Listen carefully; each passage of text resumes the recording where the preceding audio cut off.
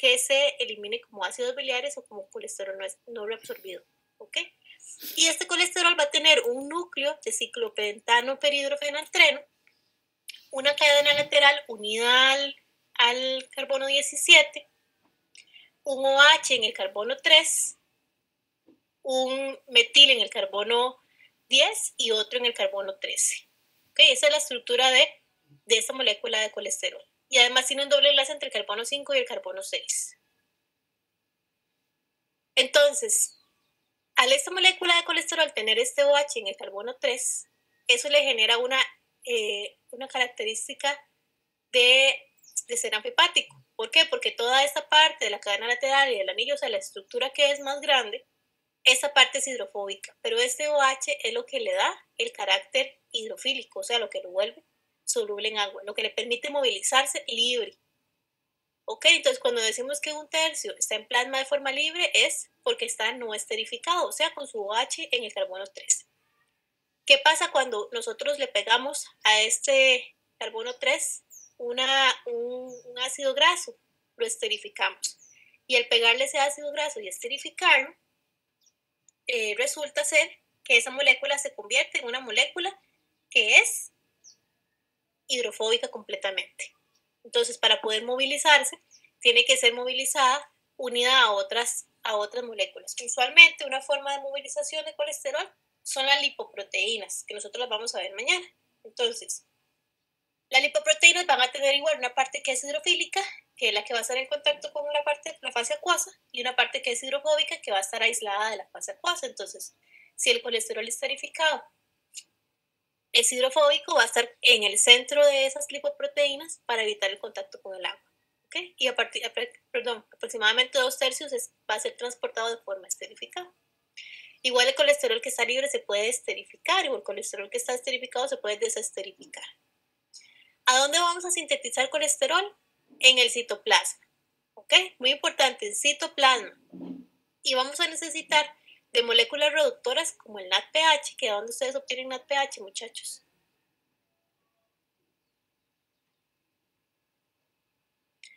¿A dónde ustedes obtienen NADPH, chicos? Eso ya lo vieron porque vieron, no, NADPH, no NADH. Si ustedes ya vieron el metabolismo de carbohidratos, al final el metabolismo de carbohidratos se ve una vía que permite la formación de NADPH. ¿Cómo se llama esa vía?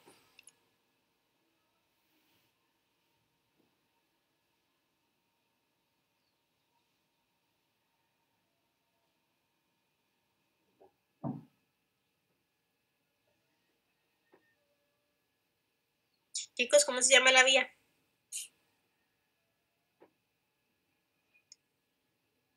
Fosforilación no crítica.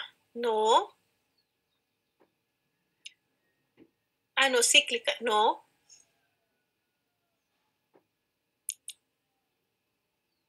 La vía de las pentosas fosfatos, sí, muy bien, exactamente. Es una fuente de NADPH, ¿ok? Ahora, muy importante esto que les voy a decir. La síntesis de colesterol es caro, es muy caro. ¿Por qué? Porque requiere de moléculas de acetil-CoA y requiere moléculas de ATP.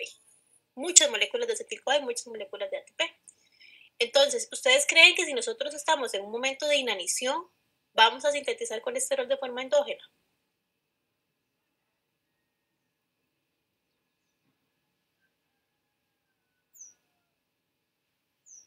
No, ¿verdad? Vamos a guardar esa energía para abastecer las células y que puedan funcionar.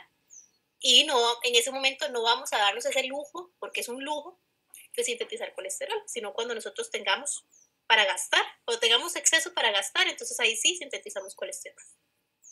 ¿Ok? Entonces, vamos a ver que la síntesis de colesterol se da en 4 pasos. El paso, a ver, a mí no me gusta decir que una cosa es más importante que otra, porque en realidad todo es importante, pero el paso que ustedes tienen que saberse es este, que es la síntesis del mevalonato, porque es el paso limitante. Si la enzima, que ya vamos a ver cuál es la enzima que es esta, la HMG-CoA reductasa, pensé que no quiere pasar, ahí está. Si esta enzima HMG-CoA reductasa no está funcionando, no hay síntesis de colesterol. Si la enzima HMG-CoA reductasa está funcionando, hay síntesis de colesterol.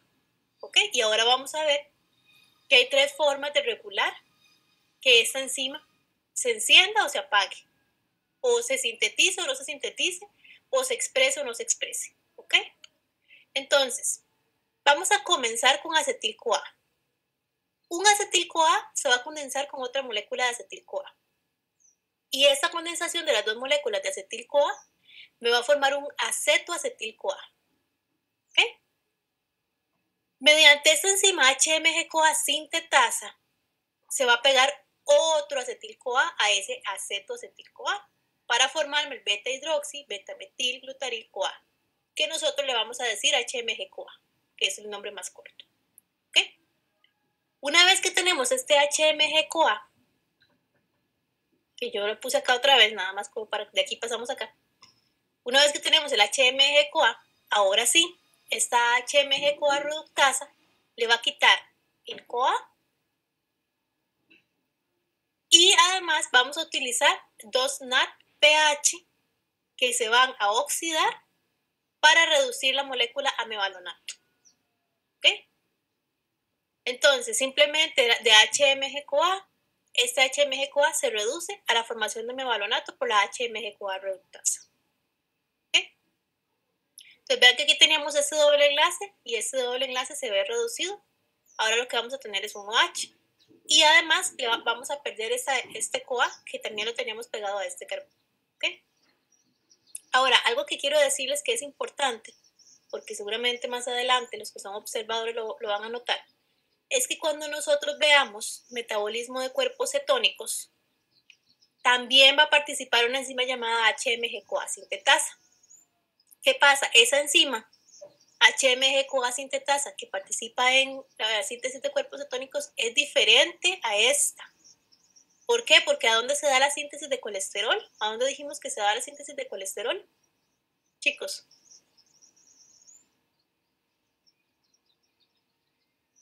En citoplasma, exactamente. Y la síntesis de cuerpos cetónicos se da en mitocondria. Y no es la misma enzima, pero se llaman igual, sí se llaman igual. ¿Ok? ¿Preguntas hasta aquí de esto?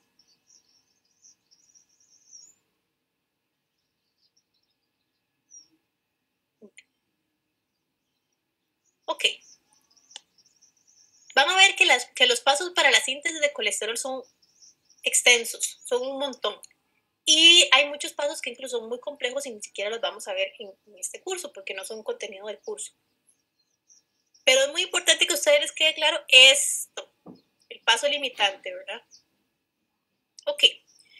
Entonces, una vez que nosotros ya tenemos el mevalonato, se va a dar la activación de 2 isoprenos. ¿Y cómo se van a activar? Se les va a pegar una molécula de ATP en el carbono 5 y además también una en el carbono 3. Entonces, ¿qué ocurre? Primero al mevalonato se le pega un fosfato en el carbono 3 con ayuda de la molécula de ATP. Entonces el ATP es hidrolizado a ADP y fosfato inorgánico y el fosfato inorgánico se pega en el carbono 5. Otra molécula de fosfato se va a pegar también al fosfato que está unido en el carbono 5 con ayuda de ATP. Entonces ATP es hidrolizado a ADP y fósforo inorgánico y ese fósforo inorgánico se pega al fosfato que ya estaba pegado en el carbono 5. Y aquí se me va a formar el 5-pirofosfato mevalonato. Una vez que tenemos el 5-pirofosfato mevalonato, con ayuda de otra molécula de ATP, se va a pegar otro fosfato inorgánico, pero en el carbono 3. ¿Okay? Entonces, esto lo que me va a permitir es la activación de esos carbonos. Vean que aquí en este paso, para formar el 3-fosfo-5-pirofosfato mevalonato, ya gastamos 3 moléculas de ATP, ¿verdad? Voy a hacer un momentito aquí el chat que no me deja ver esto. Una molécula, 2 moléculas, 3 moléculas. Ven que es caro la síntesis de colesterol. ¿Okay? Una vez que ya tenemos el 3-fosfo-5-pirofosfato mevalonato, resulta ser que entonces este 3-fosfo-5-pirofosfato mevalonato se va a descarboxilar y va a perder el carbono, el grupo carboxilo de carbono. O sea, vamos a perder este. Vamos a liberar un CO2, se va a descarboxilar. ¿Y qué más va a perder? el fosfato que estaba pegado en el carbono 3. ¿Okay? Y esto me forma un isopentenil pirofosfato. Ahora, este isopentenil pirofosfato puede isomerizar a dimetilalil pirofosfato. Entonces, estos dos son isómeros. De isopentenil pirofosfato puedo pasar a dimetilalil pirofosfato y de dimetilalil pirofosfato puedo pasar a isopentenil pirofosfato. Y estos dos son los que vamos a necesitar para el siguiente paso. ¿Preguntas, chicos, hasta aquí? Chicos, hoy ando como un poco perdida con el tiempo. Si se me pasa el receso, me avisan.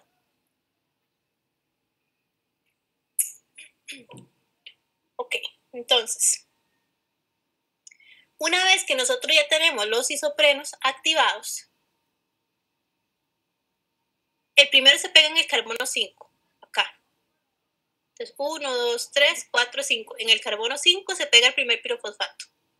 El segundo se le pega al pirofosfato que está pegado en el carbono 5, que es este. ¿Ok? Y el tercero que se pega en el carbono 3. O sea, aquí. Queda aquí. El rojo, digamos, es el nuevo. El rojo es el que se acaba de pegar. Entonces, se pegó el primer pirofosfato en carbono 5, es este rojo. Bueno, rosado. Cuando se pega el segundo pirofosfato, es este rosado que se pegó acá. Entonces, ya este negro es como el viejo. Entonces, ya se volvió del color del resto de la cadena, se volvió negro. Pero este es el que está entrando. Y cuando se pega el tercer pirofosfato que se pega en el carbono 3, es este que está aquí, que es el rojo nuevo, digamos. Ve que los otros se van poniendo de color negro.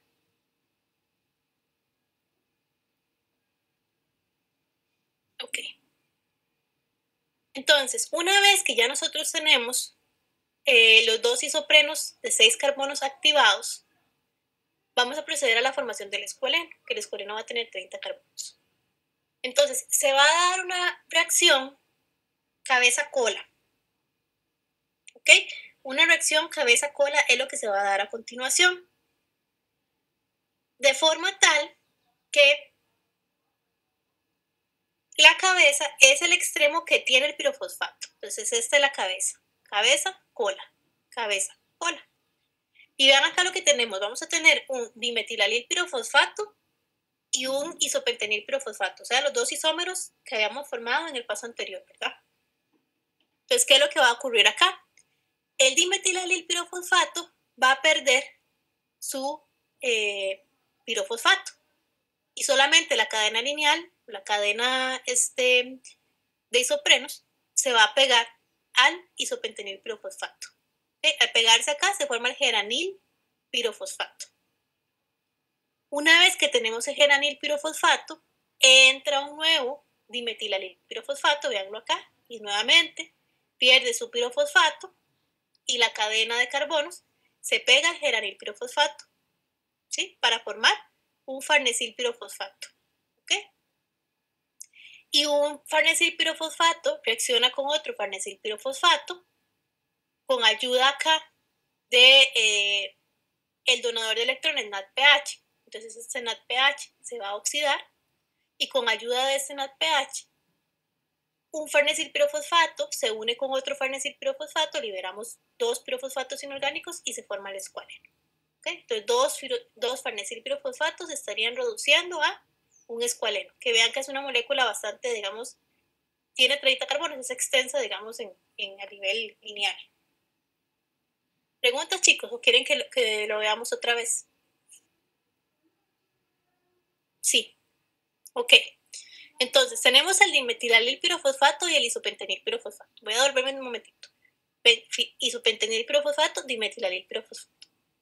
Entonces, lo que ocurre es que este dimetilalil pirofosfato pierde el pirofosfato, o sea, pierde los dos fosfatos que tenía pegados en el carbono 5. Entonces, pierde estos pirofosfatos. Y la cadena de isopreno se une a la cadena de isopentenil pirofosfato. Una vez que ocurre esto, se forma el geranil pirofosfato. Entonces, esto rosado es la parte que viene del dimetilalil pirofosfato y esto negro viene del isopentenil pirofosfato. Cuando ya tenemos el geranil pirofosfato, entra un nuevo dimetilalil pirofosfato, que es otro dimetilalil pirofosfato. Y este geranil pirofosfato se le pega a ese dimetilalil pirofosfato, ¿ok? Y se libera un fosfato, un pirofosfato, ¿ok? Un pirofosfato. Entonces, simplemente esta molécula se va a pegar a este dimetilalil pirofosfato y se libera el pirofosfato, ¿ok? ¿Cómo se llama esta que se formó nueva? Esta molécula, farnesil pirofosfato, ¿ok? Y este farnesil pirofosfato reacciona con otro farnesil pirofosfato, o sea, dos de estas se unen de forma tal que se liberan dos pirofosfatos, o sea, se liberan dos de estos, uno de un farnesil pirofosfato y el otro del otro farnesil pirofosfato, y con ayuda de la oxidación de NADPH se reducen ambos farnesiles pirofosfato para formar el escualeno, que es una molécula de 30 carbonos. La cabeza es el extremo que tiene el pirofosfato. ¿Okay? Entonces, esta es la cabeza. Esta es la cabeza, esta es la cabeza, esta es la cabeza y la cabeza. Y la cola es la parte de la cadena de carbonos abierta. ¿Estamos allí? Ok.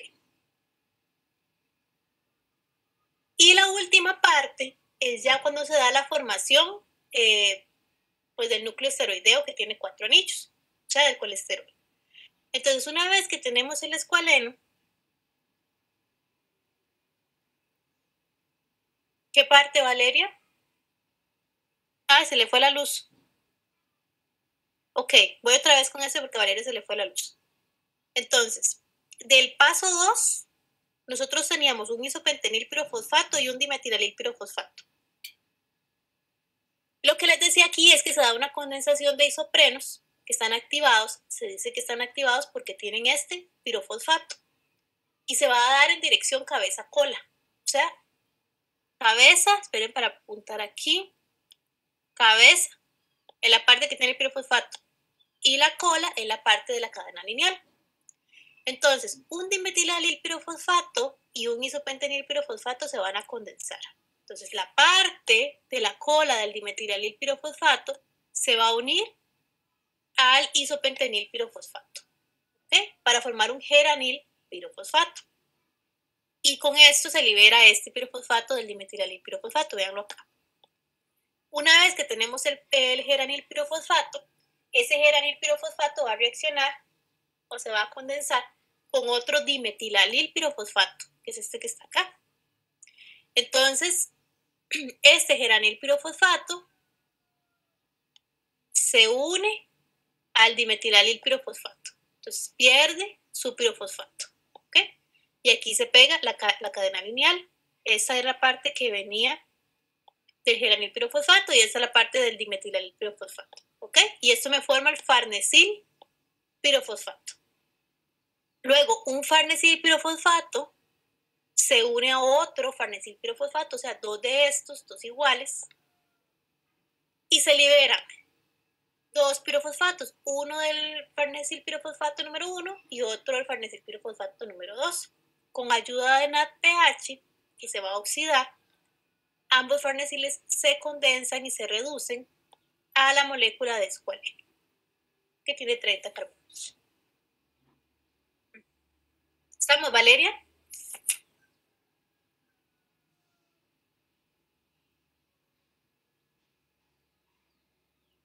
¿Estamos, Valeria? ¿Será que se le fue la luz otra vez?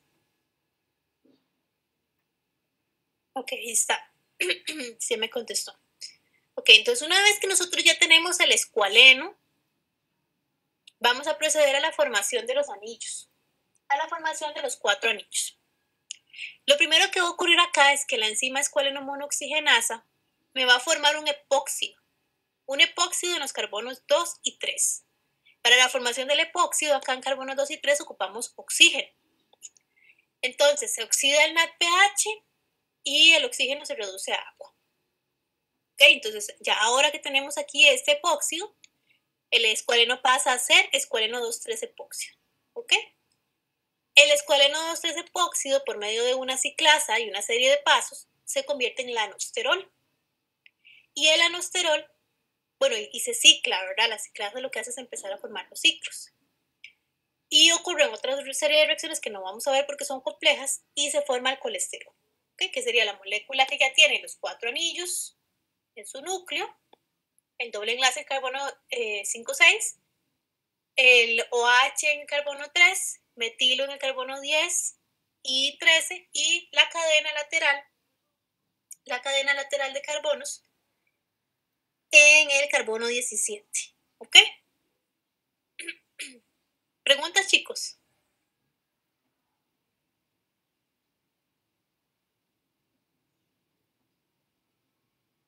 Bueno, ok. Entonces, sí. Todo, Tamara. Bueno, entonces tenemos el escualeno. El escualeno venía de la etapa 3, ¿verdad? Ya sabemos cómo formar el escualeno. De la etapa 3 viene el escualeno. Hay una enzima llamada escualeno monooxigenasa que lo que hace es formar un epóxido. Entonces, lo que hace es, lo que hace es oxidar al NADPH y reducir el oxígeno para trasladar una molécula de oxígeno y colocarla o enlazarla en el carbono 2,3 y formar el epóxido. Por eso se llama escualeno 2,3 epóxido, porque el epóxido, que es este enlace con oxígeno como tipo cíclico que tenemos ahí, está en el carbono 2 y 3, está enlazado al carbono 2 y 3. Una vez que tenemos el escualeno 2,3 epóxido, una enzima llamada ciclasa, que lo que hace es ciclar, por medio de 2 pasos, forma el núcleo esteroideo, que son estos 4 anillos. ¿Okay? Esta molécula se va a llamar lanosterol y el lanosterol, por una serie de reacciones complejas, llega a convertirse al colesterol. Entonces, ya finalmente el colesterol, la molécula que nosotros conocemos, que es un núcleo de 4 anillos de ciclopentadietilfenantreno, que va a tener un OH enlazado en el carbono 3, un metilo enlazado en el carbono 10 y otro enlazado en el carbono 13 y la cadena lateral abierta en el carbono 17. Bueno, y el doble enlace entre el carbono 5 y 6. ¿Ok? ¿Listos? Ahora sí. Tamara, ¿estamos? Bueno. Entonces, esto que nosotros estamos formando acá es el colesterol, que sería colesterol que se puede transportar de forma libre porque es anfipático. Su parte hidrofóbica y su parte hidrofílica, ¿verdad? Que es ese OH que le da el carácter hidrofílico. Pero resulta que no todo el colesterol está de forma anfipática. Mucho de ese colesterol va a estar de forma hidrofóbica, mayormente hidrofóbico, o sea, más hidrofóbico. ¿Ok? Entonces, ¿qué es lo que va a ocurrir? Resulta ser que este colesterol, bueno, el colesterol primero se puede sintetizar en diferentes tejidos, por ejemplo, hígado, intestino, corteza suprarrenal, que es donde se forman las hormonas suprarrenales, y gónadas, que sería donde se forman las hormonas sexuales, ¿ok? Pero es mayormente producido y sintetizado en el hígado, ¿ok? Mayormente sintetizado en el hígado. Y usualmente se secreta y se produce mayormente en forma de colesterol esterificado o como ácidos biliares, ¿sí? Entonces, por eso es que siempre, usualmente él se esterifica. Bueno, por eso y por otros procesos también que después vamos a ver, porque es importante que se esterifique. ¿Okay? Entonces hay una enzima llamada acil-CoA colesterol aciltransferasa, o sea, acil-CoA colesterol aciltransferasa, ¿ok? ACAT. Esta enzima lo que hace es transferir de un ácido graso activo, todavía no hemos visto esto, pero les voy a decir por qué está activo de una vez, porque tiene este CoA, si no tiene este CoA no está activo. Entonces, de un ácido graso activo, lo que hace es transferir la cadena de ácido graso al OH del carbono 3 del colesterol. Entonces le pega aquí el ácido graso, donde teníamos el OH o el grupo hidroxilo en el carbono 3. Cuando se le pega este ácido graso, que usualmente es de cadena larga, esa molécula de colesterol pierde su carácter hidrofílico y se hace una molécula más hidrofóbica. ¿Okay? Entonces se hace menos soluble y por eso es que yo les decía que para poder transportarla en plasma, es necesario que viaje unido a lipoproteínas, que son moléculas que son amfipáticas, porque van a tener una parte hidrofílica y una parte un núcleo hidrofóbico, y para que pueda ser movilizado a los diferentes tejidos. ¿Por qué es que el colesterol tiene que ser movilizado a los diferentes tejidos? Bueno, por muchas cosas. Uno, a partir del colesterol se sintetiza vitamina D. A partir del colesterol se forman hormonas esteroideas y hormonas sexuales. El colesterol también es un componente de las membranas. Eso ya nosotros lo habíamos visto, ¿verdad? Entonces, si las células no tienen colesterol, pues van a tener deficiencias de muchas cosas a nivel estructural, por ejemplo, la formación de membranas, y el organismo a nivel funcional, porque no va a tener las hormonas necesarias para llevar a cabo muchos procesos. Más adelante vamos a ver que esas hormonas esteroideas pueden funcionar también como reguladores de la transcripción en núcleo, igual que la vitamina D. La vitamina D tiene muchas funciones, entre ellas es ser un regulador de la transcripción.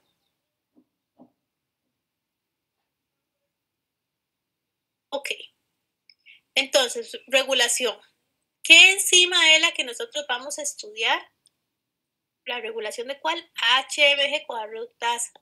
¿Por qué? Porque si no hay HMG-CoA reductasa, no hay mevalonato. Y si no hay mevalonato, no hay síntesis de colesterol. Ese es mi paso limitante. Mi enzima que es regulada. ¿Ok? Entonces, puede haber regulación de tres formas. Puede haber regulación a nivel transcripcional, que es la número A. Puede haber regulación por proteólisis, que es la B. O puede haber regulación por unión covalente. ¿Sí? Por modificación covalente, que es la C. Entonces, resulta ser que inserto en la membrana del retículo endoplásmico hay una proteína llamada proteína de unión al elemento de respuesta al esterol. Entonces, proteína de unión al elemento de respuesta al esterol. ¿Qué es esta? SCREP. ¿Okay? Proteína, es de atrás para adelante. Proteína de unión al elemento de respuesta al esterol. SCREP. SCREP tiene un dominio amino terminal en donde va a tener una secuencia de ADN que puede ir al núcleo y regular la transcripción. ¿Okay? Entonces, unido a la proteína SCREP, en la membrana del retículo endoplásmico va a estar SCAP. SCAP es una proteína que se llama proteína de activación del corte de SCREP. Entonces, ambas están en la membrana del retículo endoplasmático. Resulta ser que cuando hay altas concentraciones de colesterol, SCAP tiene sitio de unión para el colesterol, entonces el colesterol se pega a SCAP y cambia su configuración y eso no permite que ellas se movilicen, ellas se van a quedar aquí insertas en la membrana del retículo endoplasmático. Ahora, cuando las concentraciones de colesterol caen, o sea, se reducen, por eso vean que el colesterol aquí se fue, resulta que ambos, SCAP y SCREP, son movilizados a la membrana del aparato de Golgi. Veanlo aquí. Y en Golgi nosotros vamos a tener unas enzimas proteolíticas, que lo que hacen es cortar. Entonces, esas enzimas proteolíticas cortan los sitios de corte SP1 y SP2 de SCREP. Y al cortar sitios SP1 y SP2 de SCREP, se libera el dominio de ADN que tenía SCREP pegado en su amino terminal. Este dominio va al núcleo. Aquí yo siento que hace falta como hacer una bola o algo para que se vea que es otra organela diferente. Entonces va al núcleo y pues SCREP, acuérdense que es proteína de unión al elemento de respuesta al esterol. Se pega en el ADN, en el elemento de respuesta al esterol y me aumenta la transcripción. ¿De cuál ARN? El ARN que corresponde al HMG-CoA reductasa. ¿Okay? Entonces, esto permite que ya se sintetice ARN mensajero, la HMG-CoA reductasa, El ARN sale del citoplasma, se forma la proteína HMG-CoA reductasa y se inserta en la membrana del retículo endoplasmático, porque es una proteína que así funciona. Ella está localizada en la membrana. ¿Okay? Ya voy a devolver, nada más es para no perder el hilo.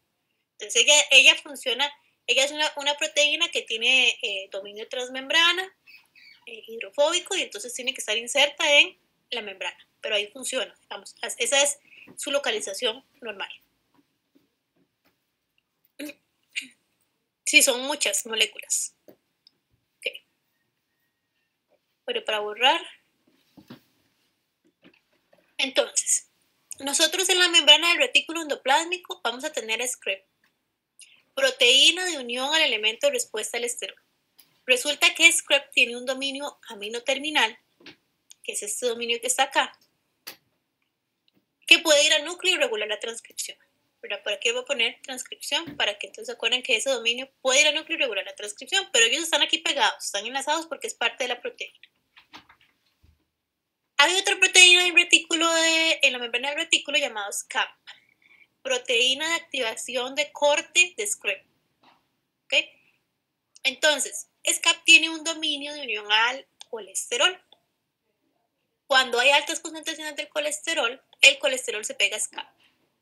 Y lo que hace es, pues la cambia de forma, cambia su configuración y bloquea, digamos, la salida de esas moléculas y ellas se quedan aquí insertas en la membrana del retículo.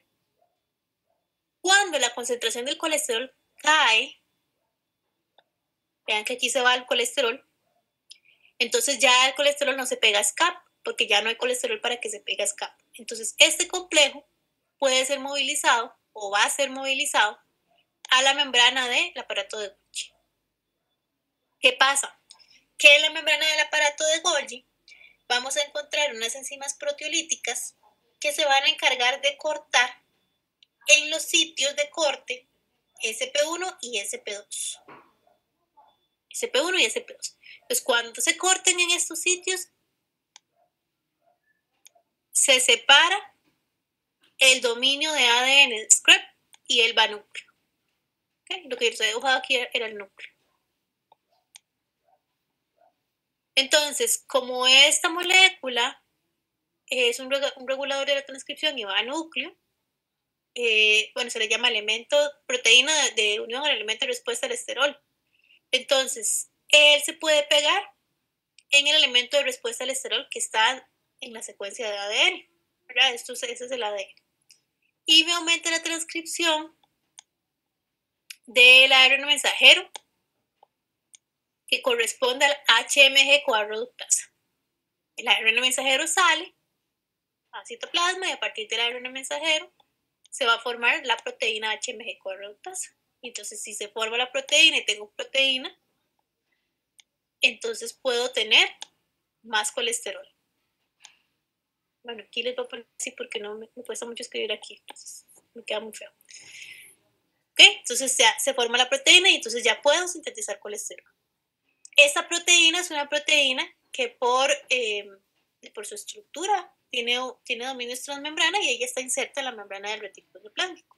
¿Okay? Ya ella funciona así. Ahora, resulta ser que la proteína se inserta en la membrana y lleva a cabo su función, que es la síntesis de colesterol. ¿Okay? Ahora, cuando hay demasiada concentración de esteroles, esta HMG-CoA reductasa tiene sitios de unión para esos esteroles también, igual que como SCAP. Entonces, los esteroles se pegan a esos sitios de unión de la HMG-CoA reductasa y lo que va a ocurrir es que expone, o sea, cambia de configuración y expone sitios de proteólisis. Entonces, pueden venir enzimas proteolíticas y cortar la HMG-CoA reductasa. Entonces, al cortarme la HMG-CoA reductasa, no hay síntesis de colesterol porque no tengo la enzima limitante. ¿Ok? Viene para leer un momento el chat que por aquí me están preguntando cosas. ¿Las enzimas proteolíticas cortan los sitios de corte SP1 y SP2 de SCREP? Sí. ¿Cuál es el nombre de esta primera fase?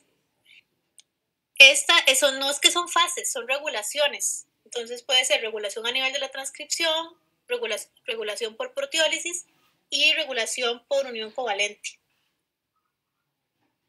por modificación covalente.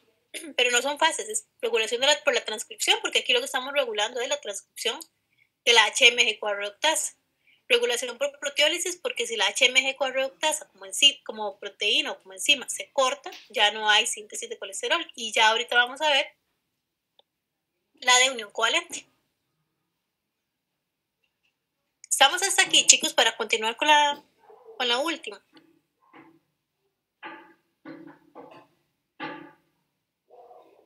Ok, bueno. Pero voy a borrar porque ya eso me tiene como un poco dispersa. Entonces, la última opción de regulación es por unión covalente o modificación covalente. Resulta ser que la HMG-CoA reductasa, si está fosforilada, está inactiva. Y si no está fosforilada, está activa. Y esta HMG-CoA reductasa se puede fosforilar y desfosforilar, dependiendo de las concentraciones de glucagón, esteroles y de insulina. ¿Ok? Entonces, resulta ser que hay una enzima llamada enzima dependiente de AMP cíclico o pKa, que cuando está desfosforilada está inactiva. ¿Ok? Cuando tenemos altas concentraciones de glucagón y esterol, se va a activar una quinasa de la proteína quinasa de AMP cíclico, o sea, una quinasa que me va a fosforilar la pKa. ¿Sí? Entonces, se activa esta quinasa que fosforila la pKa y lo que hace es fosforilarme la pKa. La pKa se llama pKa porque es de quinasa también, digamos, que es proteína quinasa dependiente de AMP cíclico. Eso es lo que significa. Entonces, la quinasa de la quinasa de la quinasa de la quinasa dependiente de AMP cíclico me fosforila la quinasa de la proteína AMP cíclico. La proteína quinasa dependiente de AMP cíclico. ¿Ok? Entonces, cuando me la fosforila, se activa. Si esta quinasa, o sea, esta pKa se activa, entonces, ¿qué va a pasar? Me fosforila a la HMG-CoA reductasa y me la inhibe. ¿Sí? Entonces no hay síntesis de colesterol.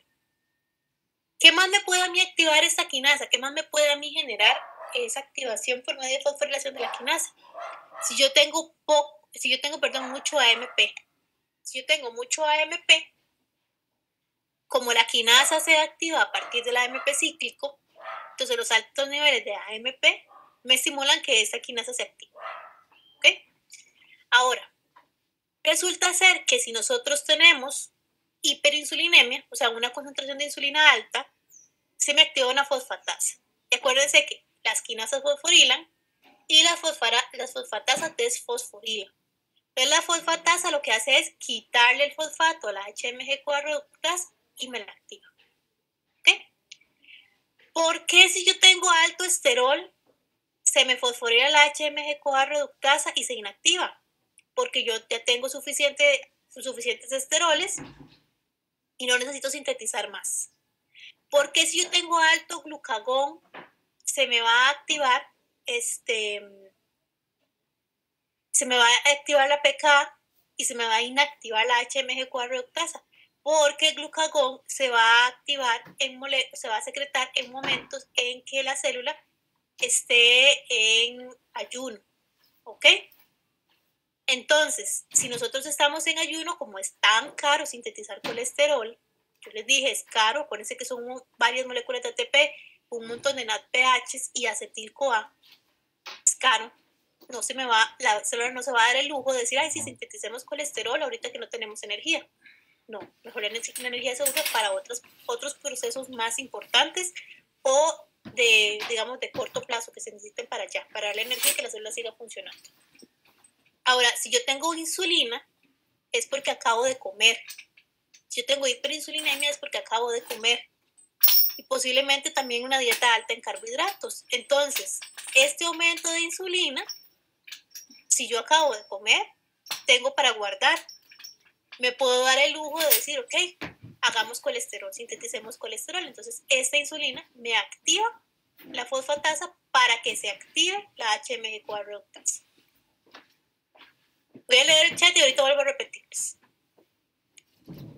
Sí, exactamente. La activación de la HMG-CoA reductasa depende de varias cosas, principalmente de los esteroles, ¿verdad? Porque veamos que tanto en el paso A como en el paso B los esteroles son reguladores y en el paso C también. Y también de otras hormonas como por ejemplo glucagón, AMP5, bueno, AMP5 no es una hormona, pero glucagón, insulina y segundos mensajeros como el AMP cíclico. ¿Okay? Es que hay muchas, digamos, así funcionan las enzimas, la regulación de las enzimas.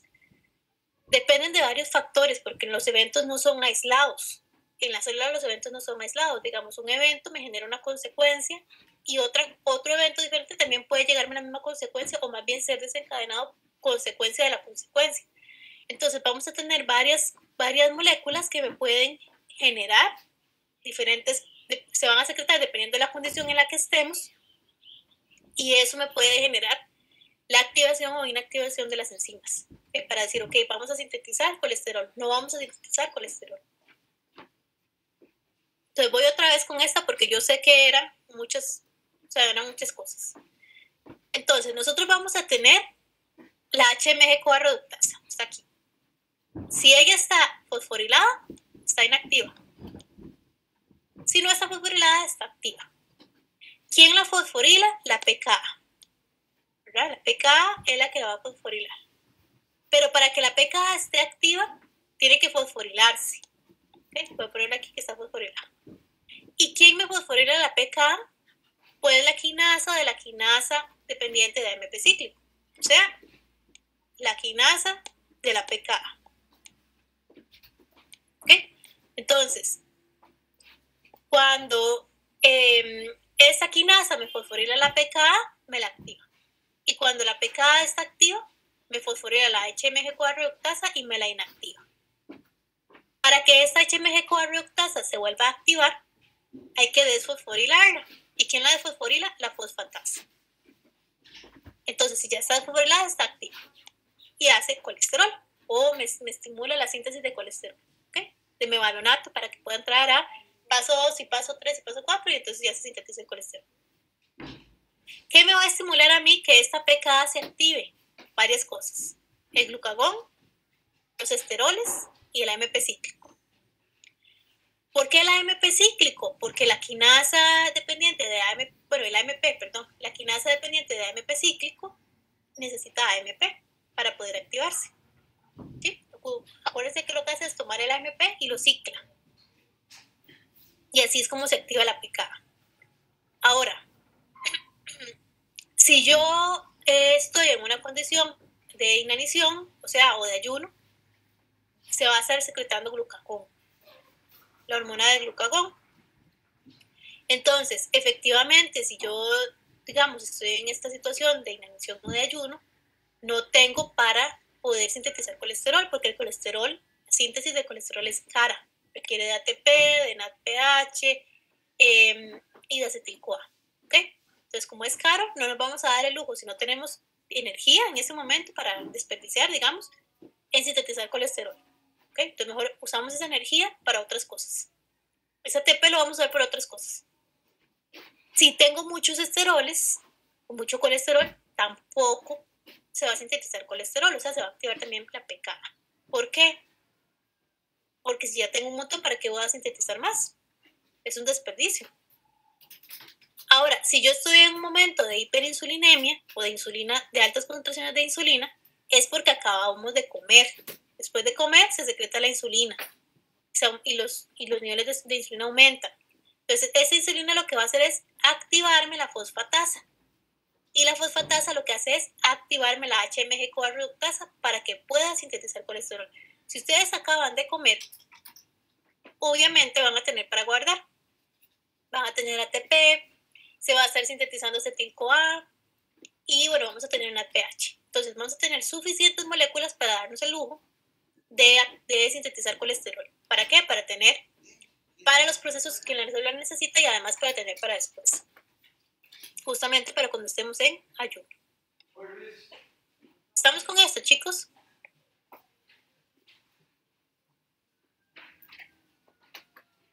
Chicos. chicos, estamos con esto. ¿Todavía están ahí? Ok. Ya son 10:50. Entonces, tomemos 10 minutos, volvemos a las... ¡Ay, qué chiva! Esto de aquí arriba. Volvemos a las 11 y continuamos con la clase, ¿ok?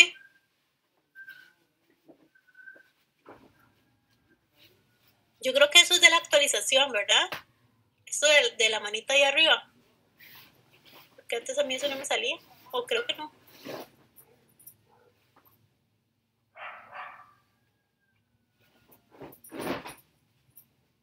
Ya tiene rato, ¿eh? A mí hasta ahora me lo ponen o hasta ahora me doy cuenta que me salen. No lo había visto.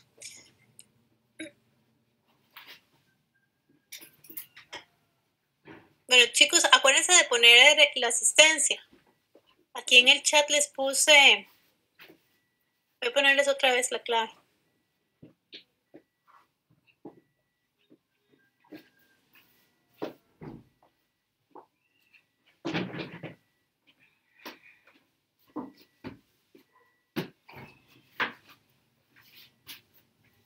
Entonces volvemos a las 11.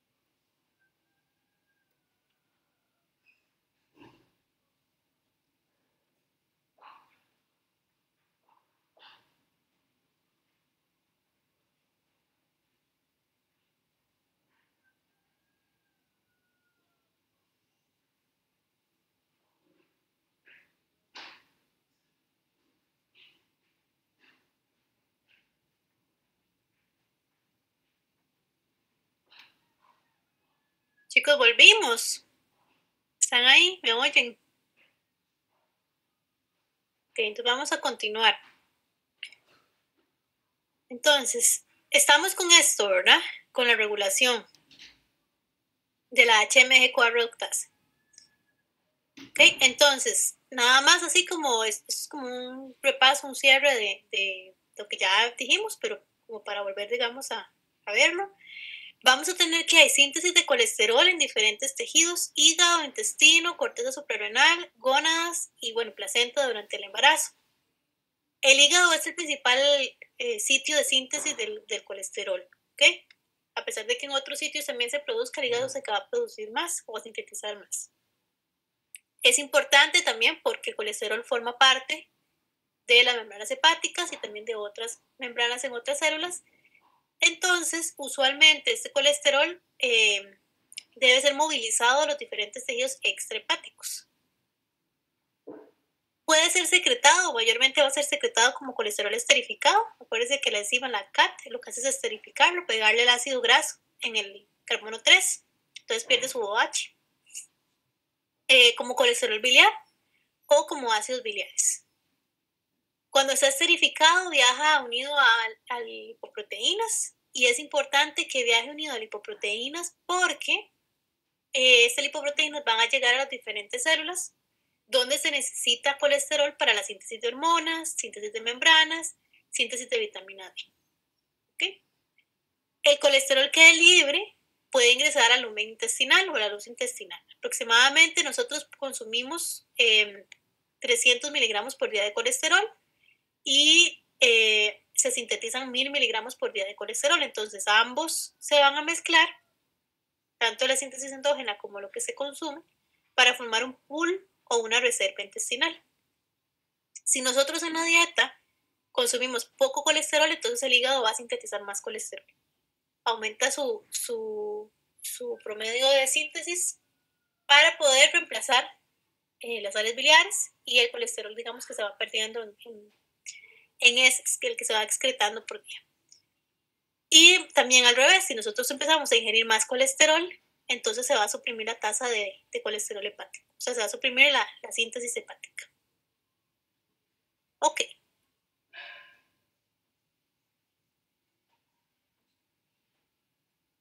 Puede ser que haya cuando tenemos exceso de colesterol, puede ser que haya más bien un daño en la regulación. Entonces, que no se está, digamos, regulando adecuadamente la síntesis de colesterol. Muchas veces estas enfermedades pueden estar relacionadas con problemas genéticos. Cuando veamos la clase de lipidemias en 2 días, vamos a ver algunos ejemplos de esto. Porque sí, en teoría debería regularse, digamos. Ok, ¿por qué vamos a ver síntesis de sales biliares o de ácidos biliares? Porque los sales biliares, ácidos biliares, vienen de la molécula del colesterol. ¿Okay? Entonces, ahorita lo que vamos a ver son algunos de los derivados o de las moléculas que son sintetizadas a partir del colesterol. Entonces, el primer grupo que vamos a ver son las sales biliares. Esas sales biliares tienen la característica de que son moléculas son hidrofílicas. Eso quiere decir que pueden estar en contacto con fase acuosa. Ellas van a funcionar como un detergente. O sea, el papel de las sales biliares es que una vez que el alimento llega a la luz intestinal, las grasas, como son hidrofóbicas, no van a poder movilizarse libremente por ese lumen intestinal.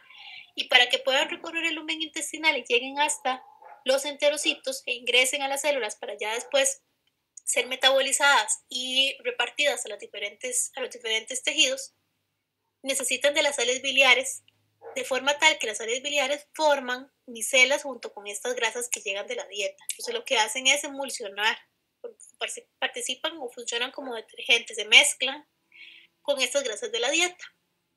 Y esto permite que esas grasas de la dieta expongan ciertos sitios de corte para que otras enzimas llamadas lipasas puedan hidrolizar esos ácidos grasos que vienen de la dieta. ¿Okay? Va a ser almacenada o van a estar almacenadas en la vesícula biliar y son secretadas como señal una vez que el alimento ingresa al intestino. Entonces, cuando ya ingresas al intestino, se da la señal para la secreción de las sales biliares. ¿Okay? Entonces, a partir del colesterol, por medio de la enzima 7-alfa hidroxilasa, se va a dar la primera hidroxilación en el carbono 7. ¿Sí? Nicolás. Este va a ser mi paso limitante. Creo que fue que se le abrió el micrófono. Esperen para ver. Ahí está. Este va a ser mi paso limitante. Ok, entonces esta 7-alfa hidroxilasa, cuando convierte el colesterol en 7-alfa hidroxicolesterol, lo que hace es pegarle un OH en el carbono 7. ¿Ok? Esto me va a generar también un gasto de NADPH. Entonces el NADPH se oxida para liberar NADP+, y el oxígeno se va a reducir a agua para poder, digamos, donarme ese oxígeno para pegarlo acá en carbono 7, y ese es mi paso limitante. Entonces, vamos a tener que existen sales biliares primarias y sales biliares secundarias. Las sales biliares primarias son las que recién se están sintetizando, ¿okay? Las que están pasando por este metabolismo. Y las secundarias son las sales biliares que se forman una vez que ya las sales biliares han sido emulsionadas o que han formado esas micelas con los ácidos de la dieta. Entonces resulta que nosotros tenemos en el intestino una microbiota que está compuesta de bacterias. Esas bacterias van a trabajar sobre las sales biliares primarias y les van a quitar grupos funcionales. Entonces, una vez que pierden sus grupos funcionales, se vuelven menos solubles. Y cuando se vuelven menos solubles, bueno, muchas de ellas se pueden volver a modificar, que ahorita vamos a ver, y pueden volver, digamos, a convertirse en sales biliares primarias y volver a funcionar de nuevo, volverse, digamos, a liberar para poder emulsionar las grasas. O muchas de ellas ya son completamente insolubles porque justamente perdieron esas hidroxilaciones y entonces son excretadas en las heces. Entonces, bueno, la reacción limitante ya dijimos que es esta unión del OH en el carbono 7 de colesterol. Entonces tenemos colesterol, la enzima 7-alfa hidroxilasa, me hidroxila el carbono 7 para formarme 7-alfa hidroxicolesterol. Este paso limitante, de forma tal que si nosotros tenemos una alta concentración de sales biliares, entonces la enzima se inactiva. ¿Por qué? Porque si yo tengo demasiadas sales biliares o ácidos biliares, no necesito sintetizar más, ¿verdad? Entonces, si hay poca concentración, la enzima se activa y se da la síntesis de las sales biliares primarias. Si no, entonces se inactiva. ¿Okay? Entonces, si yo tengo el 7-alfa hidroxicolesterol, a partir de este 7-alfa hidroxicolesterol se van a dar otras hidroxilaciones. En carbono 3 también. Bueno, la de carbono 3 que nosotros ya teníamos. La primera que teníamos en carbono 7, ¿verdad? Y se puede hidroxilar también el carbono 12. ¿Ok? En el caso del ácido quenodeoxicólico solamente tiene hidroxilación en carbono 3 y 7, y el ácido cólico tiene 3, 7 y 12. ¿Qué más pasa? Vamos a perder también el doble enlace que teníamos entre carbono 5 y 6, que es este que está acá. O sea, aquí se las puse por aquello que quisieran recordar cómo era la molécula de colesterol original. Entonces este doble enlace se reduce y eso, digamos, da espacio o pie para que se pueda hidroxilar justamente ahí el carbono 7. Y la cadena lateral pasa también a ser modificada de forma tal que se va a cortar. ¿Okay? Se va a oxidar esa cadena lateral que está pegada a la molécula de colesterol. Ahora, ¿qué pasa? Este grupo carboxilo que nosotros tenemos acá en la cadena lateral puede también modificarse, puede activarse por medio de una coenzima A y ATP, y a partir de acá se le puede pegar un grupo funcional, ya sea de taurino o de glicina. ¿Okay? Y eso es importante porque eso me aporta más cargas y de forma tal que me hace todavía más solubles esas sales biliares primarias para que puedan emulsionar o llevar a cabo su función, que es emulsionar mejor las grasas de la dieta. ¿Okay? Ahora, uno usualmente dice sales biliares o ácidos biliares como si fueran lo mismo, de forma indistinta, pero eso depende del pH en el que estén. Usualmente cuando están a pH ácido, pH 2, pH 4, y están protonados, son ácidos biliares, y más bien cuando están de forma ionizada, es que son sales biliares. ¿Okay? Eso depende del pH. Entonces, una vez que ya esas sales biliares primarias fueron sintetizadas, son sintetizadas en el hígado y son almacenadas en la vesícula biliar, ellas van a ser secretadas cuando el alimento llega al intestino. ¿Okay? Entonces son secretadas y lo que hacen es emulsionar los alimentos para permitir que pasen por el lumen intestinal. Un 95% de esas sales biliares pueden reusarse, pueden reciclarse y pueden reutilizarse. ¿Okay? El otro 5% se va a excretar en heces, que lo que les decía que es importante también porque es la forma de nosotros de poder sacar colesterol del cuerpo, de eliminar ese anillo, ese núcleo de 4 anillos, ese núcleo esteroideo, que de otra manera nosotros no lo podemos metabolizar, o sea, no lo podemos deshacer. Entonces la forma de eliminarlo es mediante las heces. Ahora, ¿qué es lo que pasa? Nosotros tenemos bacterias intestinales que se van a encargar de quitarle los grupos de taurina y de glicina y de deshidroxilar las sales biliares. Si solamente le quitaron los grupos de glicina y de taurina, se pueden rehidroxilar otra vez. Cuando se reciclan, ellas pueden ser rehidroxiladas, pero ellas no pueden, perdón, cuando se reciclan, ellas pueden ser reconjugadas, o sea, se les puede volver a pegar los grupos de glicina y de taurina, pero ellas no pueden ser rehidroxiladas. O sea, los grupos de OH, esos grupos de OH, si ya los perdieron, ya no se les pueden volver a pegar. La glicina y la taurina sí, pero los OH no. Entonces, justamente, esas sales biliares que perdieron sus OH son las que van a ser excretadas en heces, porque se vuelven menos solubles. ¿Okay? Son las que se van a convertir en sales biliares secundarias y se vuelven menos solubles. Usualmente las sales biliares secundarias no tienen el OH en el carbono 7. Esas son las primarias. Esas son las secundarias del ácido cólico. Cuando pierde el OH en carbono 7 se convierte en ácido deoxicólico. Y el ácido quenodeoxicólico, cuando pierde el OH en carbono 7, se convierte en ácido litocólico. Vean que en este caso el ácido litocólico queda solamente con un OH, ¿verdad? Que es el del carbono 3. Es que el deoxicólico tenía 3, el carbono 3, 7 y 12. El ácido litocólico solamente le queda el del carbono 3. Entonces es todavía menos soluble que el ácido deoxicólico. Entonces el ácido litocólico, al ser completamente insoluble, este va, digamos, a ser excretado en heces. ¿Okay? Y lo demás ya se los dije, que pueden ser reconjugadas en hígado, pero no rehidroxiladas. Entonces, justamente esas que perdieron las hidroxilaciones van a ser excretadas. Se excreta el 5% en heces para retirar colesterol del cuerpo, porque nosotros no podemos eliminar el núcleo. Y un 95% se recicla y se reabsorbe y se reconjuga y se utiliza, digamos, sigue participando.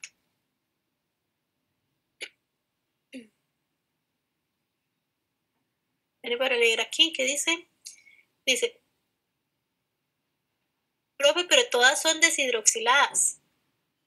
Vean, esas son las primarias, ¿verdad? Nosotros, para formar las sales biliares, lo que hicimos fue hidroxilar carbono 7, en el caso, bueno, carbono 7 y 2 en el caso del ácido cólico, y carbono 7 en el quenodeoxicólico. Si pierden, usualmente la hidroxilación que pierden es la del carbono 7, ¿ok? Pero como el ácido cólico tiene 2, carbono 7 y carbono 12, todavía el ácido deoxicólico le queda ese del carbono 12 y el del 3 no lo van a perder. O sea, podría ser que lo lleguen a perder, pero no es tan común que lo pierdan. Entre menos OH tengan, más insolubles van a ser, entonces hay que eliminarlas por excreción en heces del cuerpo. ¿Okay? ¿Por qué les decía el ácido litocólico? Porque el ácido litocólico solo tenía 2 hidroxilaciones, en carbono 3 y carbono 7, y ya perdió la del 7 y le quedó solamente esta. Entonces, si usted compara el ácido litocólico con el deoxicólico, ¿cuál va a ser mucho menos soluble por no tener OHs? El ácido litocólico. ¿Okay? Y sí, es un 5% el que va, digamos, a estar completamente pues, deshidroxilado y por eso se va a eliminar. Ok. Bueno, el otro grupo que vamos a ver son las hormonas esteroideas. Las hormonas esteroideas también vienen o son sintetizadas a partir del colesterol. Bueno, en este caso, en este cuadro, perdón, tenemos varios grupos de hormonas esteroideas o que son derivadas de las hormonas esteroideas y se van a sintetizar en diferentes regiones o diferentes células Por ejemplo, los glucocorticoides, el ejemplo estrella, digamos, de la familia de los glucocorticoides es el cortisol, el más conocido. En este caso, va a ser sintetizado en la corteza adrenal y la hormona adrenal corticotrófica es la que me va a estimular la síntesis de estos corticosteroides o de este cortisol.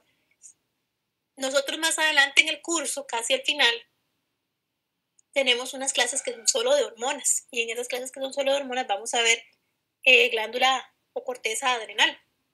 Entonces ahí vamos a ver mucho en detalle cómo es que viene la hormona adrenal corticotrófica y se une a la membrana y entonces me estimula la liberación y la síntesis de cortisol. ¿Ok? Y bueno, requiere una serie de reacciones de oxidación. Otro grupo son los mineralocorticoides, en este caso el ejemplo más conocido o el ejemplo que uno siempre utiliza es la aldosterona. También se sintetiza en corteza adrenal. Estímulos, angiotensina 1 y 2, aumentos en concentraciones de potasio y bajas en las concentraciones de sodio. Bueno, entonces la angiotensina puede ser liberada en respuesta a una reducción del LEC cuando baja el volumen extracelular. Me genera una señal para que se liberen angiotensinas. Y bueno, la aldosterona también me va a estimular la reabsorción de sodio en los tejidos para aumentar ese líquido extracelular y presión arterial. Bueno, andrógenos, por ejemplo, la testosterona, se sintetiza en los ovarios y en las células de Leydig. ¿Quién me lo estimula? La hormona luteinizante. En hombres se convierte en dihidrotestosterona con una mayor afinidad por la hormona y es específica a los tejidos. En el caso de, bueno, el otro grupo que tenemos es los estrógenos, por ejemplo, el 17-beta estradiol se sintetiza en ovarios, en el folículo ovárico y el cuerpo lúteo, y es estimulada por la hormona folículo estimulante. Y este estradiol me va a inhibir la síntesis y la secreción de FSH, o sea, lo que hace es regularme, tiene un retrocontrol sobre la FSH. Del grupo de las progestinas, tenemos la progesterona, que es sintetizada en cuerpo lúteo, y ¿quién me estimula su síntesis? La hormona luteinizante, que junto con el estradiol prepara al útero para la implantación cuando se da, digamos, la fertilización del óvulo y ayuda también a que se dé la diferenciación de las glándulas mamarias durante el embarazo. ¿Okay? Entonces, este cuadrito resume así como el sitio de síntesis, algunos de los estímulos de cada uno de los grupos hormonales, pero nosotros más adelante tenemos una clase que es solo de esto. Entonces ya vamos a ver así el lujo de detalles cómo es que se va a ir dando, digamos, esa regulación y esa síntesis. Hoy simplemente vamos a ver la vía, a partir del colesterol, la vía que se puede dar para sintetizar cada una de las hormonas. Entonces, resulta ser que hay un citocromo P450 en el cual van a estar las enzimas que participan en estos procesos de síntesis de las diferentes hormonas. Voy un momento, chicos, yo quiero quitar la barra que está aquí arriba porque me estorba. Y a veces... Sí, ya. Okay, entonces vamos a comenzar con el colesterol. El colesterol, lo primero que va a ocurrir con este colesterol es que va a perder la cadena lateral. Entonces esta cadena lateral va a ser cortada por medio de la colesterol desmolasa. Una vez que la colesterol desmolasa quita la cadena lateral, convierte el colesterol en pregnenolona. Y de acá, la pregnenolona puede tomar dos vías. Puede ir a convertir 17-alfa-hidroxipregnenolona por medio de una hidrolasa, que lo que hace es hidrolizar en el carbono 17, o puede formar progesterona por medio de una deshidrogenasa. Esta enzima 3-beta hidroxisteroide deshidrogenasa, ella no forma parte del complejo del citocromo P450. ¿Okay? Esta es la única que no forma parte del citocromo. Entonces, vamos a irnos para acá abajo y luego vamos para en la otra dirección, para que estemos todos en la misma línea. Tenemos colesterol, por medio de la colesterol desmolasa, pierde su cadena lateral, se convierte en pregnenolona. Esta 3-beta hidroxisteroide deshidrogenasa convierte la pregnenolona en progesterona. ¿Ok? Una vez, vean que aquí lo que hace es que el OH se reduce para formar un doble enlace con oxígeno. ¿Okay? Una vez que nosotros tenemos la progesterona, esta progesterona puede convertirse en 11-deoxicorticosterona y de 11-deoxicorticosterona podemos obtener corticosterona. De esa corticosterona, por medio de la enzima aldosterona sintetasa, se puede obtener aldosterona. ¿Okay? Eso es importante, chicos, porque lo que me va a mí a permitir esa síntesis de aldosterona es simplemente esta enzima. Si nosotros no tuviésemos esta enzima aldosterona sintetasa, no se da la síntesis de aldosterona y ella es específica del sitio donde se produce la aldosterona. ¿Ok? Ahora, de la progesterona nosotros también podemos obtener 17-alfa-hidroxiprogesterona y por medio de una hidroxilasa, hidroxilar en el carbono 11 para formar deoxicortisol. Este 11-deoxicortisol se puede volver a hidroxilar en carbono 17 y me forma el cortisol. ¿Okay? Vean que aquí nuestro origen es la progesterona y a partir de aquí la vía que tome me permite sintetizar un mineralocorticoide o un glucocorticoide. ¿Okay? Ahora, vuelvo aquí de nuevo a la progesterona. Si nosotros tenemos progesterona y se forma 17-alfa-hidroxiprogesterona, de esa 17-alfa-hidroxiprogesterona podemos formar androestenediona. ¿Okay? A partir de la androestenediona, por medio de una deshidrogenasa se puede formar testosterona y a partir de la testosterona podemos formar por medio de una aromatasa estradiol. Pero también de esa androestenediona, por medio de una aromatasa se puede formar estrona. ¿Okay? Ahora voy para acá arriba. Si nosotros partimos de la pregnenolona, por medio de la pregnenolona podemos formar 17-alfa-hidroxipregnenolona, por medio de esta hidroxilasa. Si esta 17-alfa-hidroxipregnenolona es cortada por medio de una liasa, se forma el DHEA. Pero también por medio de esta 17-alfa-hidroxipregnenolona se puede formar 17-alfa-hidroxiprogesterona. Entonces ven acá, aquí es simplemente una hidrogenasa la que me va a permitir esta conversión de 17-alfa-hidroxipregnenolona en 17-alfa-hidroxiprogesterona. Y ya entraríamos de nuevo a la vía que me permite la síntesis de cortisol. ¿Okay? ¿Estamos, chicos, con esto?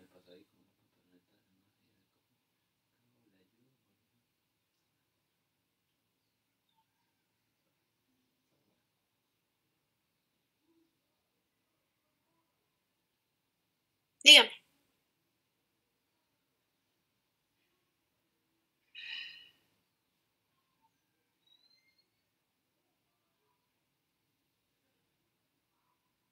Para leerla aquí es que corrió la barra y ya no puedo leer. 17. ¿Cuál es la que no pertenece? Al P es 450. Esta, 3-beta hidroxiesteroide deshidrogenasa.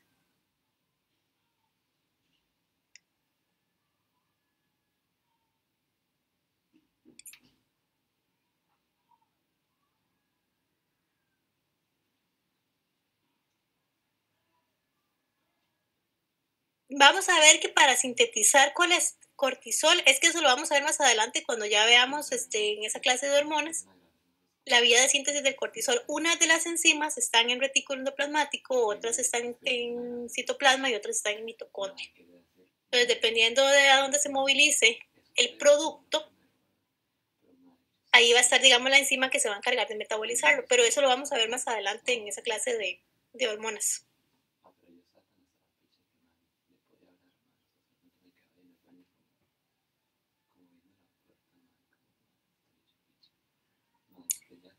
El P4, todos los que dicen aquí P450 es que forman parte de ese citocromo.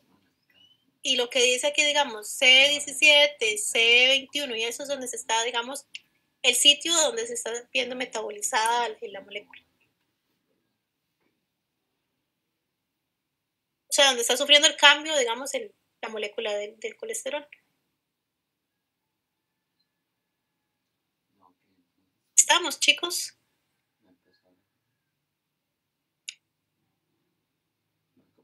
Ok. Pues voy a seguir. Entonces vamos a pasar a ver la vitamina D, que la vitamina D es otra molécula que se produce a partir del colesterol. ¿Okay? Entonces, resulta ser que nosotros en la piel, a partir de la molécula 7 de hidrocolesterol, una vez que en la piel se recibe radiación ultravioleta, esta 7 de hidrocolesterol se va a convertir en colecalciferol. Ahora, este colecalciferol necesita sufrir 2 hidroxilaciones, una en riñón y una en hígado, para que se pueda activar, si no, no se va a activar. ¿Okay? Entonces, esa activación por medio de esas hidroxilaciones es lo que va a permitir la activación de esa molécula de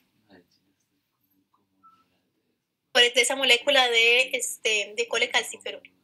Okay, entonces en hígado, primero lo que va a ocurrir es que se va a hidroxilar en el carbono 25 para formar 25 hidroxicolecalciferol, y luego el riñón, con ayuda de la PTH1 alfa hidroxilasa, va a ocurrir la siguiente hidroxilación en el carbono 1 para formar la 1,25 dihidroxicolecalciferol, que es la forma activa de la vitamina D.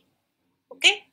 Entonces, cuando nosotros la tenemos como 7 de hidrocolecalciferol, es una forma que no es activa, está inactiva y necesita de esta radiación solar para que se pueda activar. ¿Ok? Ahora, nosotros también podemos obtener vitamina D directamente de la dieta, ¿verdad? Nosotros podemos consumir alimentos que tengan vitamina D y entonces ya estamos adquiriendo la forma activa de la vitamina D, digamos, de algunos alimentos de la dieta. ¿Por qué es importante la vitamina D? Bueno, la vitamina D me va a regular diferentes procesos, como por ejemplo la absorción de calcio en el intestino, me va a mantener la homeostasis de calcio en riñones y huesos, los niveles de calcio en suero. Y la vitamina D también puede actuar, así como las hormonas esteroideas que actúan como reguladores de la transcripción, ella también puede ser un regulador de la transcripción. ¿Sí? Entonces difunde por la membrana plasmática y luego lo que va a hacer es activarme el elemento de respuesta a la vitamina D en el núcleo y me regula la tasa de transcripción. Entonces, como por ejemplo transcripción de qué? De esta proteína calpindina, que lo que me va a ayudar es al transporte de calcio en el intestino para mejorar su absorción. ¿Ok? Ahora, junto con la hormona paratiroidea, la PTH, también, la PTH ayuda a la activación de la vitamina D, como ya vimos, ¿verdad? Acá, en el riñón. Pero también me puede inhibir la excreción de calcio por el riñón. O sea, en caso de que tengamos un aumento en la excreción y estamos teniendo pérdida de calcio por riñón, entonces también se va a inhibir esa excreción de calcio por riñón. ¿Por qué también es importante la vitamina D? Porque al mantener los niveles de calcio en hueso me permite que tengan la longitud adecuada que deberían de tener y también la longitud y la composición adecuada que deberían tener. ¿Okay? Los niveles séricos de calcio son importantes, ¿por qué? Porque ayudan a mantener funciones celulares y neurales. Por ejemplo, impulsos nerviosos y contracción muscular dependen de calcio. Entonces, mantener esos niveles de calcio adecuados permiten que estas dos cosas, impulsos nerviosos y contracción muscular, funcionen adecuadamente. Ahora, si el calcio disminuye en plasma, entonces la PTH se activa para poder activar vitamina D en el riñón y se aumenta la 1,25 dihidroxicolecalciferol o dihidroxivitamina D, también es otra forma de llamarlo. Si más bien yo tengo demasiado calcio en suero, entonces la PTH no se activa y entonces no se activa la vitamina D. ¿Okay? Entonces es una forma de, los niveles en suero de calcio es una forma de regulación de la vitamina D. Ahora, ¿qué pasa si nosotros más bien tenemos deficiencia de vitamina D? ¿O cómo podríamos llegar a tener una deficiencia de vitamina D? Bueno, una, por tener alguna, digamos, patología a nivel intestinal, como alguna enfermedad celíaca o enfermedad de Crohn, que eso no permite que se pueda absorber adecuadamente el calcio. Es una forma de poder tener deficiencia de vitamina D. Falta de exposición a la luz solar, como en los países donde no hay suficiente estación, digamos, de verano. Entonces, en esos casos, a los bebés usualmente les dan un suplemento de vitamina D para que puedan tener sus niveles séricos de vitamina D adecuados y no tengan una deficiencia. Que existe alguna enfermedad renal, entonces se está excretando más calcio de lo que se debería excretar. Que haya alguna deficiencia nutricional, porque recuerden que nosotros también podemos obtener vitamina D de los alimentos. Entonces, si no consumimos adecuadamente los alimentos o no consumimos alimentos ricos en vitamina D, podemos tener un déficit o que exista alguna enfermedad congénita o del túbulo renal, entonces no permita tampoco tener adecuados niveles de vitamina D ni de fosfato. Ok, en niños, una deficiencia de vitamina D puede generar huesos blandos y flexibles, o sea, raquitismo. ¿Qué es esto? Digamos que estos huesos realmente no tienen como una mineralización suficiente como para poder tener un soporte. Y en adultos, a esa desmineralización de los huesos se le va a llamar osteomalacia. Pero, ¿qué pasa? Se ha visto que en niños, cuando ellos tienen una deficiencia de vitamina D y presentan raquitismo, al darle la vitamina D, cuando ya los niveles de vitamina D séricos llegan a una concentración adecuada, a un nivel adecuado, ellos pueden, digamos, revertir ese raquitismo y ya tener, digamos, una buena mineralización de los huesos. Voy a leer un momentito el chat que aquí me escribió alguien.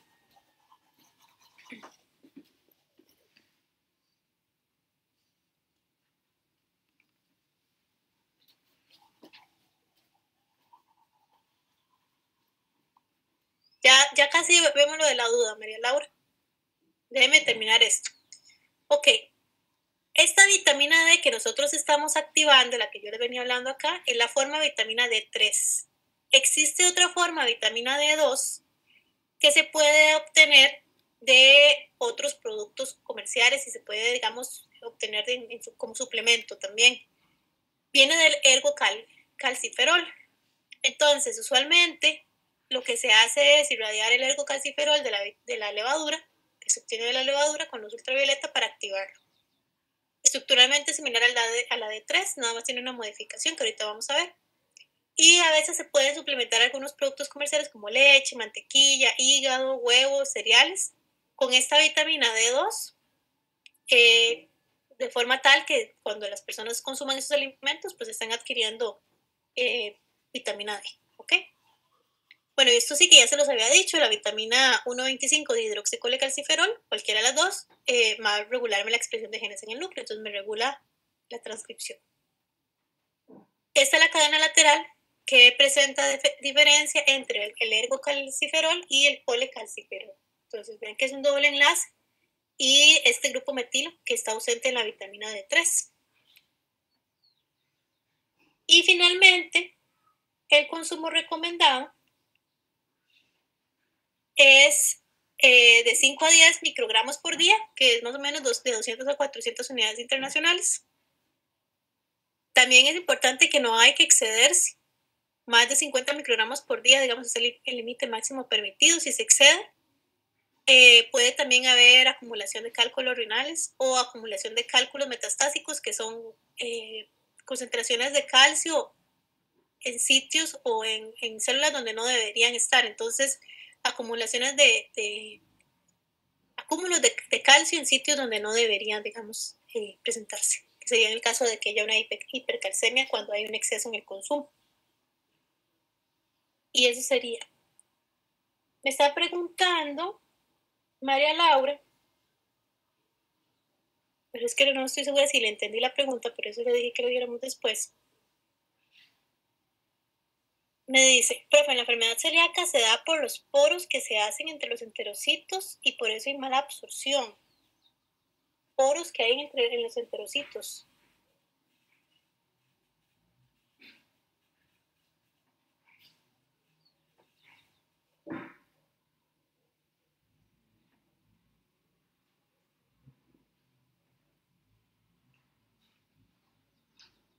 Poros en los enterocitos.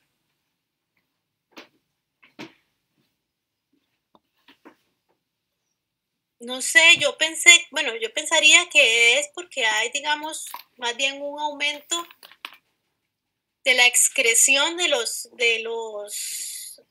nutrientes a nivel intestinal y entonces eso no permite que haya un suficiente ingreso, en este caso de calcio, en la célula para que luego pase el torrente sanguíneo y vaya a los diferentes tejidos, pero no sé exactamente cuáles poros fueron los que ustedes vieron. De lo del esquema de las hormonas, el de hormonas esteroideas.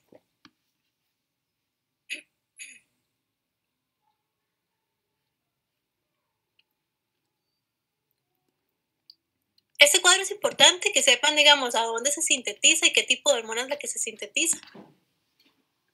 Eso así como que yo les pregunte en el examen. Vamos a ver, es que aquí es que no hemos visto esa clase, pero ya cuando veamos esa clase vamos a ver, esta hormona es muy importante, la 17 alfa hidroxilasa. La aldosterona sintetasa es muy importante, porque es la que me va a permitir la síntesis de aldosterona y solamente se va a sintetizar aldosterona en un sitio específico porque solo ahí se expresa la enzima. Pero creo que todavía mejor cuando ya veamos la clase esta de glándula suprarrenal, vemos ahí en detalle cuáles son las que se tienen que aprender y cuáles no. Por ahora no les voy a pedir que se memoricen, digamos, estas vías.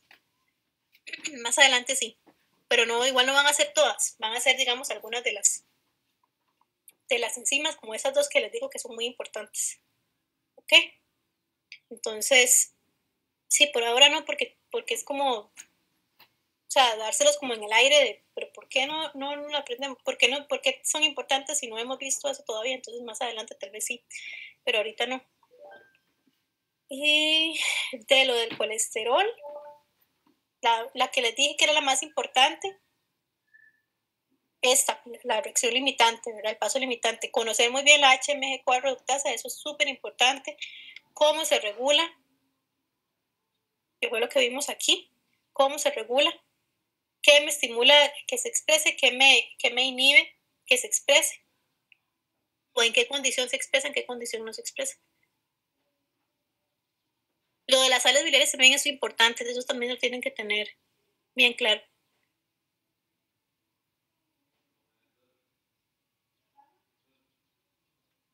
Sí, o sea, se puede decir que hay un uso de ácido deoxicólico para emulsionar grasas, sí, pero también está el otro, digamos, no es como que solamente, se puede decir que hay ácido cólico y ácido quenodeoxicólico para emulsionar grasas. No, lo que no puede decir es, bueno, tendría como que hacer un estudio a ver qué porcentaje de cada uno hay, pero no puede decir que solamente el ácido cólico o solamente el ácido quenodeoxicólico, porque esto está funcionando como un pool, digamos, es una mezcla. Ok, estas secundarias son las que se van a excretar en heces. Ok, como ya fueron deshidroxiladas, ácido deoxicólico y ácido litocólico no tienen OHs. Ellas van a ser excretadas en heces.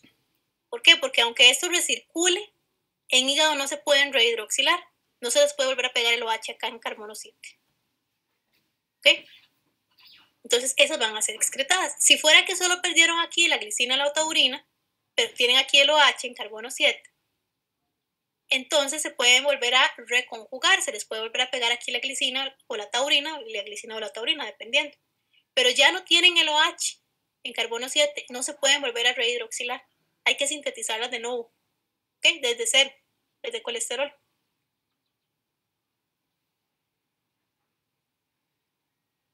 Las secundarias por eso no se vuelven a usar exactamente para emulsionar grasas, porque ellas son menos solubles, entonces es más difícil que vuelvan de nuevo a entrar, que vuelvan a regresar por circulación enterohepática hasta el hígado para que se reabsorban, se reconjuguen y vuelvan otra vez a ser liberadas. O sea, vean, aquí tenemos el hígado, tenemos las sales biliares.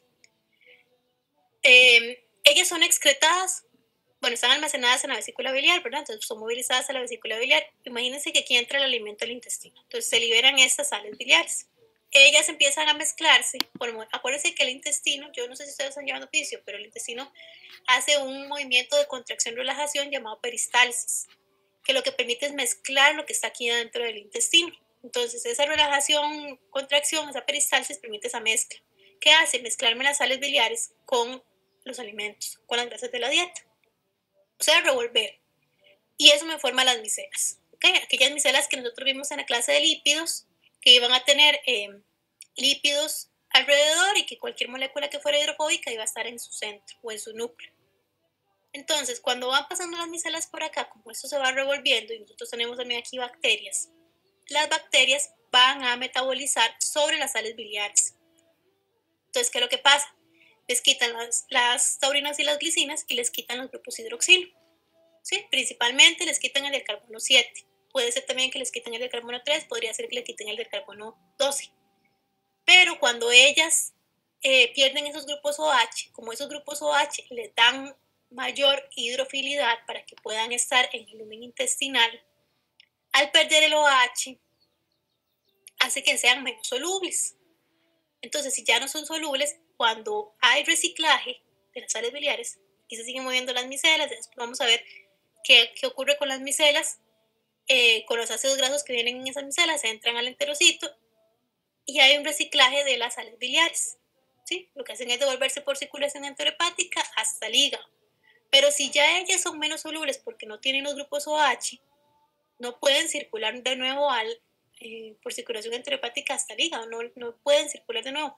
Entonces, la vía que toman es continuar intestino delgado, intestino grueso, hasta llegar a la formación de heces y hasta llegar a que ocurra la excreción de las heces. Entonces, esas sales que son menos solubles porque no tienen los OHs, se excretan en heces en ese 5%. Eso no es malo, es necesario. Nosotros tenemos que excretar esas sales biliares en heces. ¿Por qué? Porque si no, no podemos eliminar colesterol del cuerpo. Porque acuérdense que el núcleo de los 4 anillos, el núcleo esteroideo, nosotros no lo podemos metabolizar. Entonces podemos formar el colesterol, pero una vez que se formó, no hay forma de sacarlo del cuerpo a no ser que se excrete en las heces.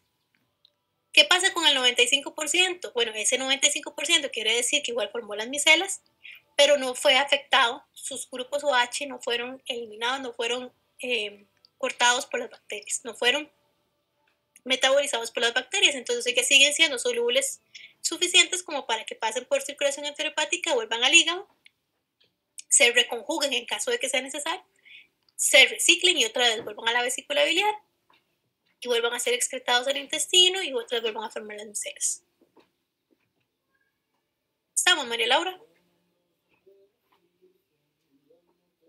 Sí. Bueno, igual yo le recomiendo que si quiere se lo estudies, se siente, lo medite y cualquier cosa me puede poner un correo y lo vemos o me puede preguntar. Yo les doy clases toda esta semana y todavía nos vemos toda la otra semana. Entonces cualquier duda, si le queda todavía, si algo no está claro todavía, me dice y lo podemos ver. ¿Okay? Pero sí, a veces uno necesita como sentarse y verlo uno para poder entenderlo. ¿Más preguntas, chicos?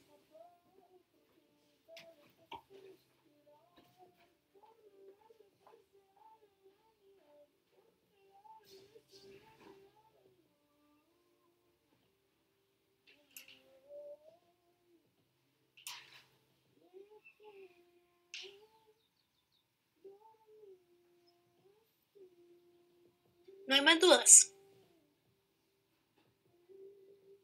Bueno, acuérdense de pasar lo de la asistencia, ¿verdad? Ahí les pasé el código, se los voy a pasar una vez más. Creo que está ya aquí por default, a ver, ahí está. Para que se metan al campus y entonces ahí pasen asistencia. Y nos vemos mañana con hipoproteínas. Bueno.